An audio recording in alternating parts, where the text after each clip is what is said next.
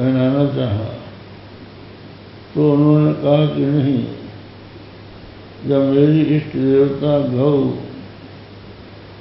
बिना पंजी के जा रही है तो मैं कैसे पंजी पहन सकता। इतनी मर्यादा गौओं की उन्होंने रखी। और वो गौएं सामान्य गौएं नहीं थी, वे तो बड़े बड़े ऋषि मुनि थे जो उस रूप में आकर भगवान की लीलाएं देखते। भगवान के चरणों में उनका अद्भुत प्रेम था। तो उसी प्रसंग में एक दिन की बात है, सब गोपाल गौओं को चराते हुए यमुना किनारे जा रहे थे। रास्ते में उनको प्यास लगी। आपने पहले सुना है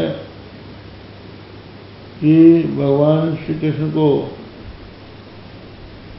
ये कहते सुना है, बलदेव जी की प्रशंसा करते हुए वो अनुभव करते हैं कि यहाँ पर पवित्र सरोवर है जिनमें शतपत्र कमल खिले हुए हैं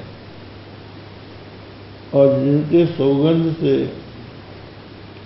वहाँ वन की भूमि सुरभित हो रही है।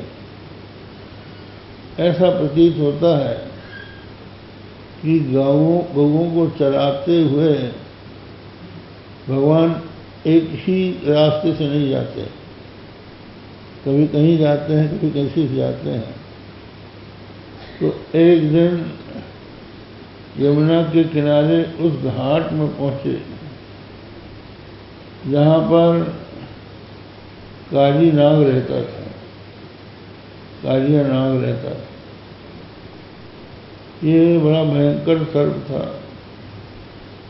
100 फण थे इसके, और यमुना में नाग पत्नियों के सहित निवास करता था। अर्थात यमुना की धारा से कुछ संलग्न होता हुआ भी कुछ पृथक एक गंभीर स्थान था जहाँ पर काली नाग रहता था और वो यमुना जल से परिपूर्ण रहता था। तो संयोग की बात है, गोपालों ने वही जल पी लिया और इसी प्रकार गौओं ने भी पी लिया। तो परिणाम ये हुआ कि वो जो कार्य था वो भयंकर विषधर सर्प था। उसके विष में पवन से, जो उसके मुंह से पवन निकलता था, उसी के विष से यमुना विषैली हो गई थी। तो उस विषैले जल को जब गोपाल वालों ने पिया तो निष्प्राण हो गए। भगवान ने देखा कि हमारे जो साथी बाल हैं, अब तो बाल नहीं, प्रौढ़ हो चुके हैं, वे मृतक हो गए, पर उनका कोई और दूसरा नाथ नहीं, निज नाथ, जो एकमात्र भगवान को ही अपना स्वामी, रक्षक,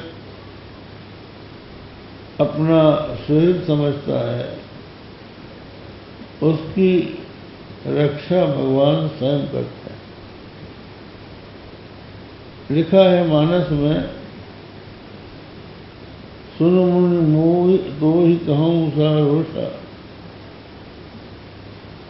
हे मुनि, नारद जी से कहा कि मैं तुमको स्पष्ट बता देना चाहता हूँ कि जो सब भरोसे छोड़कर मेरी शरण में आ जाता है, मैं उसकी सदा रक्षा करता हूँ। करहूँ सदा तिनकी रखवारी, जिन बालक कहीं राख महतारी। मैं उनकी सदा रखवाली करता हूँ। जिन बालक कहीं राख महतारी, माता देखती है ये मेरा बेटा ना समझ है, ये कुछ भी करता है, आग पकड़ने दौड़ता है, पानी में झांकता है, कुछ भी उठा लेता है, कुछ भी गिरा देता है, तो कहीं उसका अनिष्ट न हो जाए, इसलिए उसकी माता सदा उसके पीछे लगी रहती है। भगवान श्री कृष्ण की ही जब बाल लीला हो रही थी तो भगवान श्री कृष्ण इतने चंचल थे, घुटनों के बल चलते चलते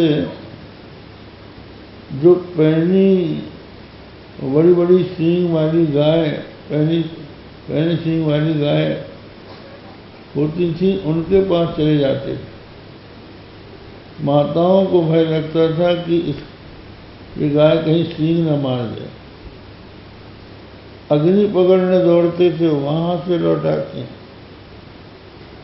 जल में झांकते तो वहां से लौटाते। जो बड़ी बड़ी चोंच वाले पक्षी होते उनके पास पहुंच जाते तो उनको लगता कहीं पक्षी चोंच न मार दें। और कभी शस्त्रागार में पहुंचकर खड्ग लेकर म्यान हटाकर एक खड्ग बलराम जी ने ले लिया, एक कृष्ण ने ले लिया और खटाखट युद्ध करने लगते, तो उनके हाथ से शस्त्र छुड़ाते। इस तरह से माता सदा अपने अबोध शिशुओं के पीछे रक्षा के लिए सन्नद्ध रहती हैं। तो जैसे माता रखवाली करती है अपने अबोध शिशुओं की, उसी प्रकार जो भगवान को ही अपना सर्वस्व मान गए हैं तो भगवान उसकी सदा रक्षा करते हैं। करम सदा तिनकी रखवाली। तो गीता में भी लिखा है, स्वेदम सर्वभूतानां ज्ञात्वा मां शांति मृच्छति। जो व्यक्ति मैं सबका सुहृद हूँ, सब प्राणियों का सुहृद, सुहृद माने अपना ऐसा मित्र जो प्रत्युपकार की अपेक्षा किए बिना ही हमारा हित करता रहता है, ऐसे ही भगवान सदा प्राणियों के हित में लगे रहते हैं। जगत के हित के लिए ही भगवान ने इस संसार की रचना की।